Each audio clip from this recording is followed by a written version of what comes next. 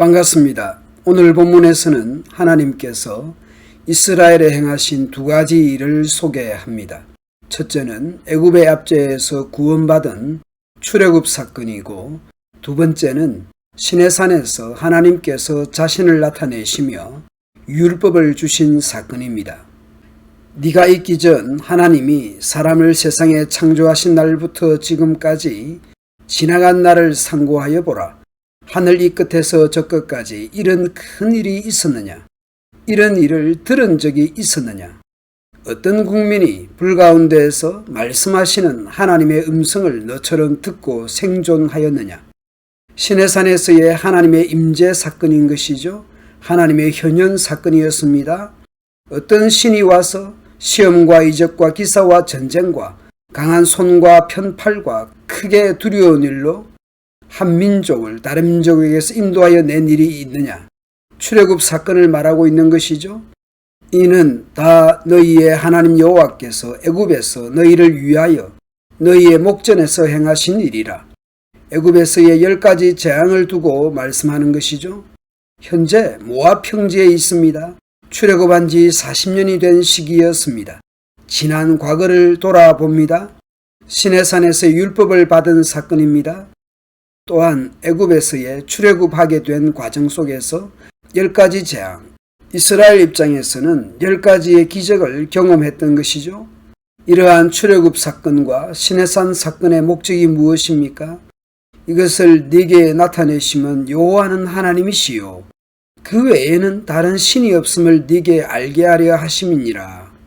이러한 체험과 기적과 말씀과 현현을 통해 하나님이 어떤 분이신지 알게 하시는 것입니다. 하나님의 일하심, 하나님의 어떠하심에 대한 이스라엘의 합당한 반응이 요구되는 것입니다. 출애굽, 즉 구원과 시내산에서의 율법을 받은 자로서의 합당한 삶이 요구되는 것이죠. 여호와께서 너를 교훈하시려고 하늘에서부터 그의 음성을 네게 듣게 하시며 땅에서는 그의 큰 불을 네게 보이시고 네가 불 가운데서 나오는 그의 말씀을 듣게 하시느니라. 여호와께서 네 조상들을 사랑하신 고로 하나님께서 이스라엘을 구원하시고 말씀하신 동인 원인은 하나님께서 사랑하시기 때문입니다. 이스라엘이 잘나가거나 세상에서 잘나거나 해서 그럴 만한 자격이 있어서 택한 것이 아닙니다. 사랑하여 그 후손인 너를 택하시고 큰 권능으로 친히 인도하여 애굽에서 나오게 하시며 너보다 강대한 여러 민족을 네 앞에서 쫓아내고 너를 그들의 땅으로 인도하여 들여서 그것을 네게 기업으로 주려 하심이 오늘과 같으니라. 그런즉 너는 오늘 위로 하늘에나 아래로 땅에 오직 여호와는 하나님이시요 다른 신이 없는 줄을 알아 명심하고 오늘 내가 네게 명령하는 여호와의 규례와 명령을 지키라. 너와 네 후손이 복을 받아 네 하나님 여호와께서 네게 주시는 땅에서 한없이 오래 살리라.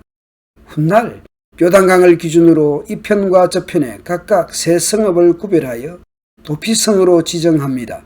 오늘 본문에서는 아직 요단강을 건너기 전이기에 요단강 동편 쪽에 먼저 세 성읍을 구별합니다.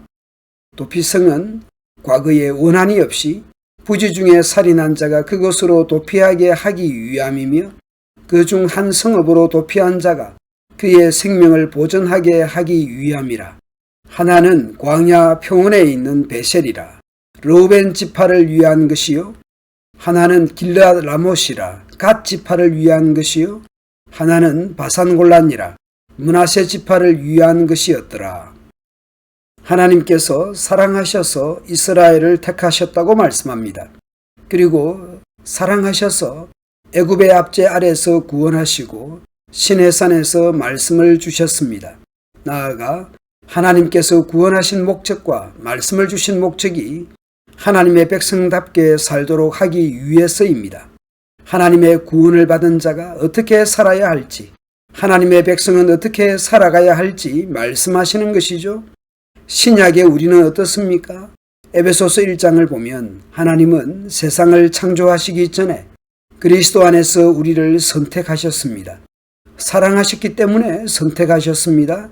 그리고 우리를 사랑하셨기 때문에 하나님은 예수 그리스도를 통하여 그분의 기뻐하시는 뜻을 따라 우리를 자기 자녀로 예정하셨습니다. 에베소서 2장에서는 은혜로 선물로 우리가 구원받았다고 말씀합니다. 우리는 그가 만드신 바라 그리스도 예수 안에서 선한 일을 위하여 지음을 받았다고 말씀합니다. 나아가 에베소서 4장에서 그렇게 권면합니다. 그러므로 너희가 부르심을 받은 일에 합당하게 행하라. 새로 지음받은 존재, 부르심을 받은 자로서 합당하게 행하라, 살아가라고 말씀합니다. 모든 겸손과 온유로 하고 오래 참음으로 사랑 가운데서 서로 용납하는 것입니다. 당시 사회에 종들에게 요구되었던 겸손과 온유를 하나님의 자녀들에게 명령합니다. 겸손과 온유는 예수 그리스도의 모습이었습니다. 겸손과 온유는 예수님의 마음이었습니다. 하나님의 자녀된 우리 또한 그리스도를 본받아 모든 겸손과 온유로 살아가야 하겠습니다. 그리하여 서로 오래 참고 서로 사랑하고 서로 용납하는 가정, 교회 공동체 되면 좋겠습니다. 감사합니다.